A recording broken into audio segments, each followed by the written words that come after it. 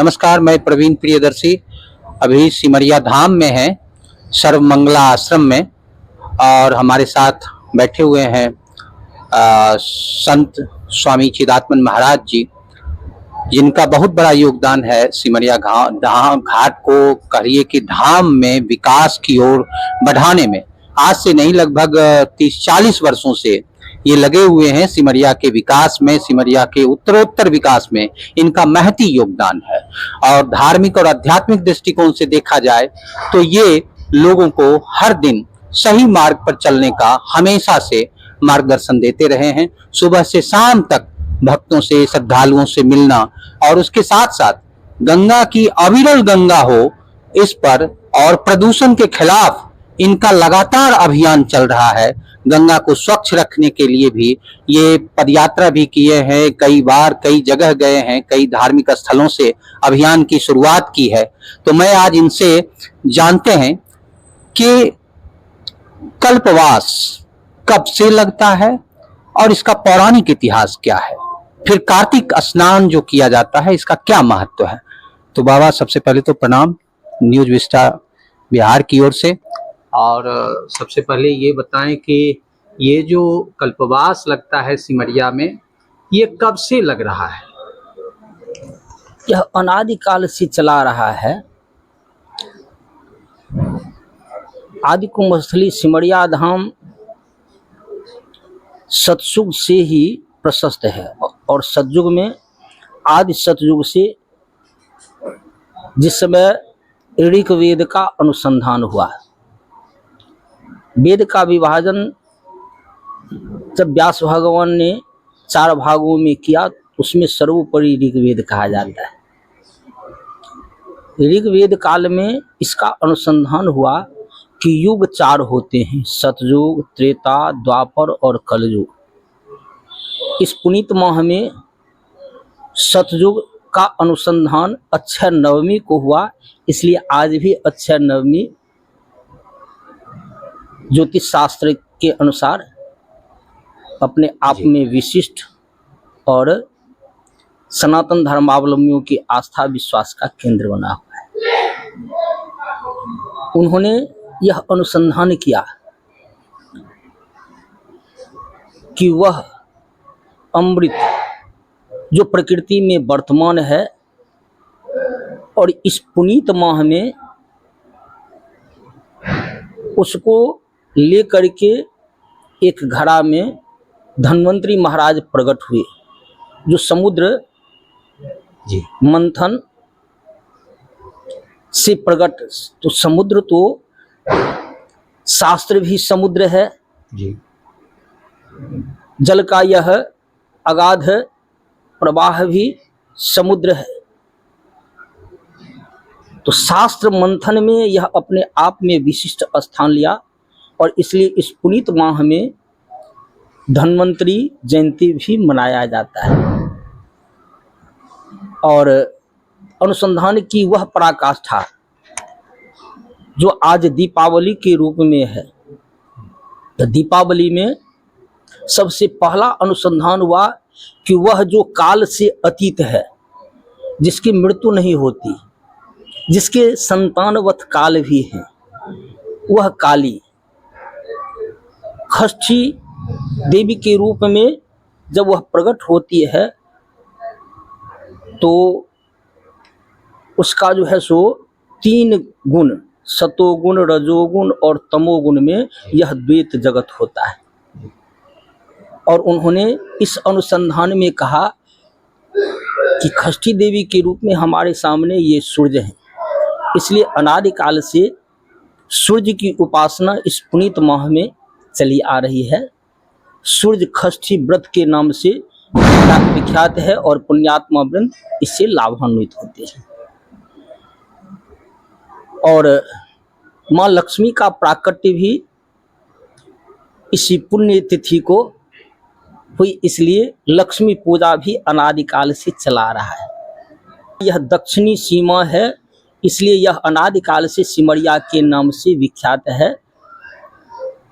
जो जो गंगा मैया दक्षिण तरफ बढ़ती जाती हैं, स्थान बदलता गया, लेकिन नाम इसका आज तक नहीं बदला। जी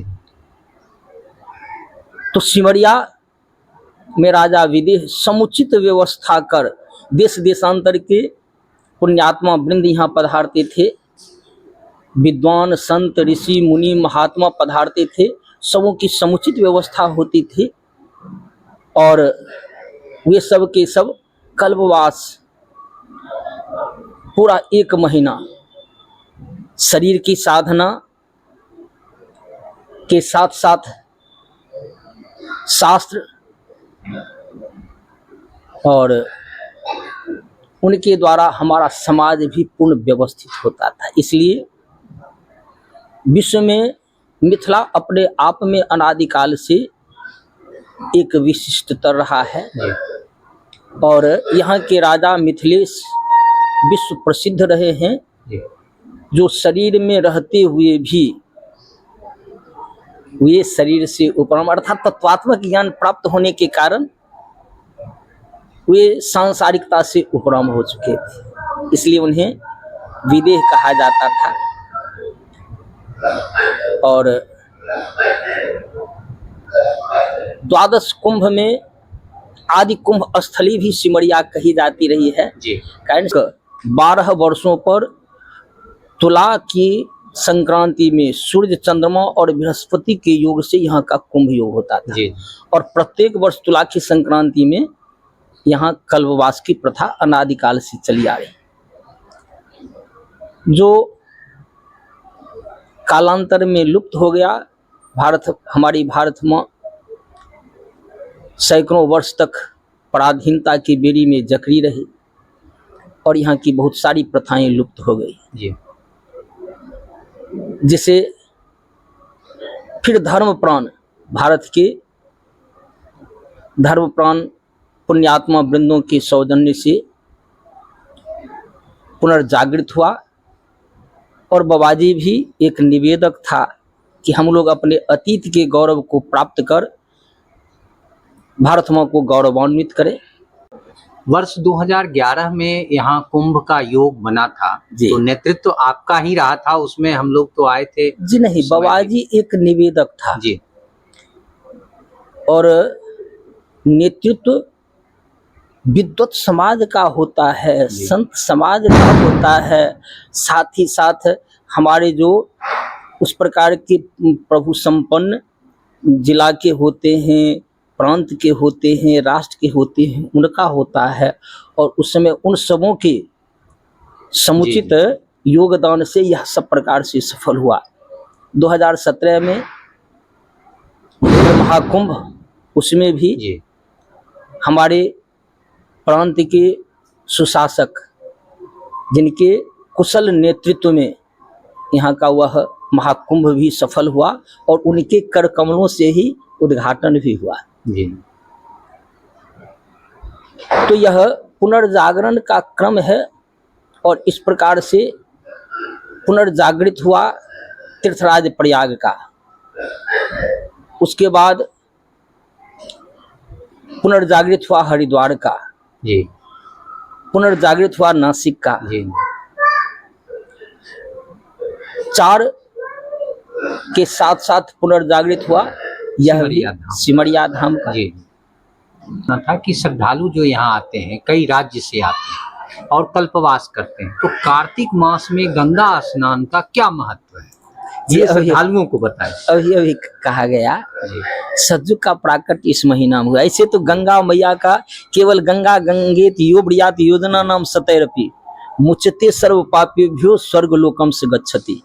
केवल गंगा स्नान करके हम कहीं भी स्नान करते हैं तो गंगा स्नान करने का फल प्राप्त होता है, जो तापत्रय से हमें मुक्ति दिलाता है और तापत्रय दैहिक दैविक भौतिक तीनों प्रकार के ताप से हमें मुक्ति दिलाता है, इहलौकिक सुख और पारलौकिक गति का अधिकारी हमें बना देता है। और जब केवल यह भाव होता है कि हम गंगा स्नान को चलें तो हमारे शरीर का सारा पाप कपने लगता है। जब हम पग बढ़ाते हैं तो प्रत्येक पग पर अश्वमेघ यज्ञ करने का फल प्राप्त होता है और जब हम गंगा मैया का दर्शन करते हैं हमारे संपूर्ण जीवन का पाप समाप्त हो जाता है। जब गंगा मैया के चरण में उनके किनारे अपना सर टेकते हैं तो कहते हैं हमारे साथ जीवन का पाप समाप्त हो जाता है। इस प्रकार से भारतवासी ये जानते हैं कि इस सृष्टि में माँ गंगा अद्वितीय है और इसको जल नहीं, इसको अमृत की धारा कही गई है।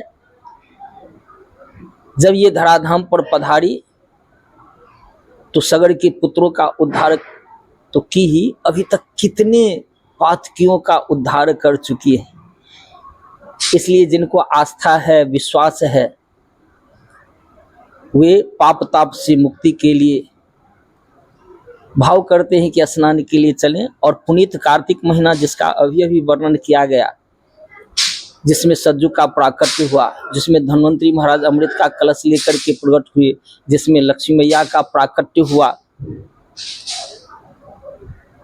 तो इस समय लोग सोचते हैं कि चल करके हम अगर उस आदि कुंभस्थली सिमरिया धाम में माँ गंगा का दर्शन करें, वहाँ स्नान करें, उनका जलपान करें और सौभाग्य से कहीं कल्पवास करने का, अर्धकुंभ और महाकुंभ स्नान करने का सौभाग्य प्राप्त हो जाए तो भारत में जन्म लेना सार्थक होगा।